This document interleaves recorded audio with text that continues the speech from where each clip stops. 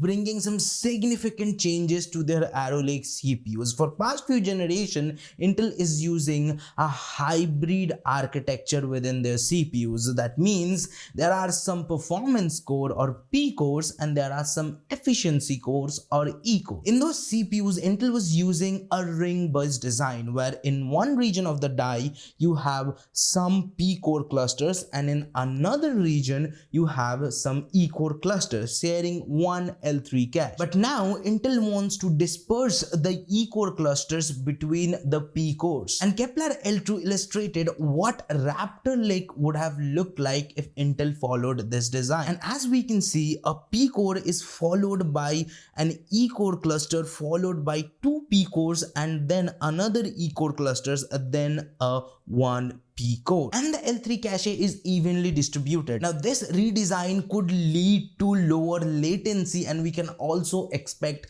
some thermal improvement. But wait, other leaks suggest that Arrow Lake is coming with a bunch of changes. We are talking more PCI lanes for faster data transfer. Arrow Lake might ditch DDR4 support altogether, making DDR5 a new standard. 2 M.2 SSD ports directly connected to the CPU, which could lead to faster storage speeds. Now, leaked benchmarks are always a gamble, but some rumors are suggesting that we could see some significant performance improvement with Arrow Lake. We are talking about a potential 20% single-threaded performance boost compared to current Intel 4900K, but still it is a little behind in multi-threaded performance if we compare it to 4900K, but it is a little faster to 3900K. While Intel leaks are flying, AMD isn't staying silent. Leaks suggest that the upcoming 9000 series CPUs could come with curve sharper tool according to one Asmus. This fancy addition could allow for more precise overclocking and performance fine-tuning, aiming to prevent the processor from unnecessarily boosting while in idle or in low thermal performance. Additionally, some reports claim that DDR5 6400 might be the sweet spot for these CPUs in terms of memory speed and performance. And while we are in the topic of speed and performance, let's talk about some quick news. NVIDIA 72-core Grace CPU reportedly performs surprisingly close to AMD's Threadripper 799596-core CPU. ASUS announces a July 17th launch event for next generation AMD Ryzen AI 300 laptop. YouTube now lets you to request removal of AI generated content that simulates your face or voice. French authorities to file competition charges against NVIDIA. AMD Ryzen 8000 desktop APUs are getting cheaper, 8600G now at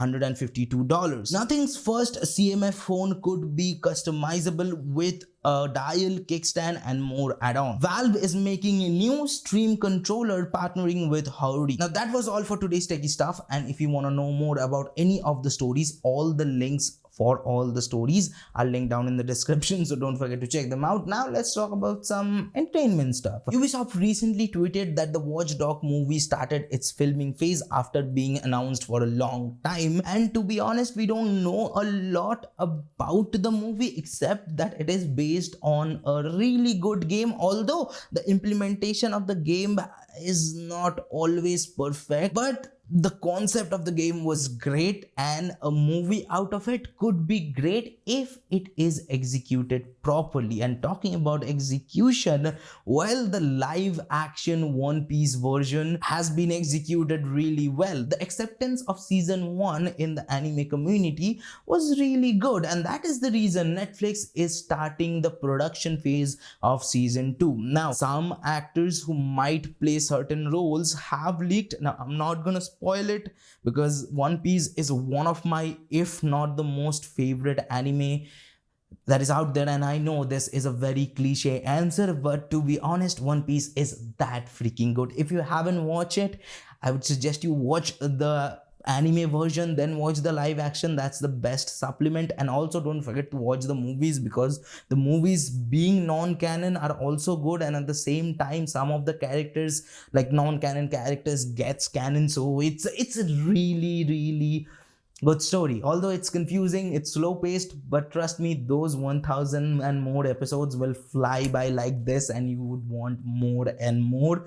Trust me on this, but trust me that I don't know what Ufotable is thinking with a Demon Slayer, because according to reports, the upcoming season 5, trilogy movie. Now, the first season of the Demon Slayer was really great. The Mugen Train was amazing, and the Entertainment District was one of my favorite. But after that, the Swordsman Village was okay, but it was almost a long fight sequence separated in different episodes. And finally, this season, like, I haven't finished it. Yes, I have seen a lot of people going crazy over the last episode. I just watched 4 or 5 episodes, and a lot of people watches Demon Slayer because of its animation, and I cannot deny that the animation is always top notch, but the story is kind of falling in the downward trend. But I don't know, the Infinity Castle arc could be good. I haven't read the manga, and to be honest, I'm not planning to, because I think it is one of those animes where the anime is better than the manga thanks to the animation. So let me know in the comment section, are you watching Demon Slayer, or are you liking this season of Demon Slayer or not? And talking about likes, don't forget to like this video if you liked it. If you hated it, well, you can leave a dislike, feel free to do it. And if you want to watch more videos from us, check out this video right here. And if you want to subscribe, well, do it by here. And there's Akash, and I'll see you guys in the next one. Peace.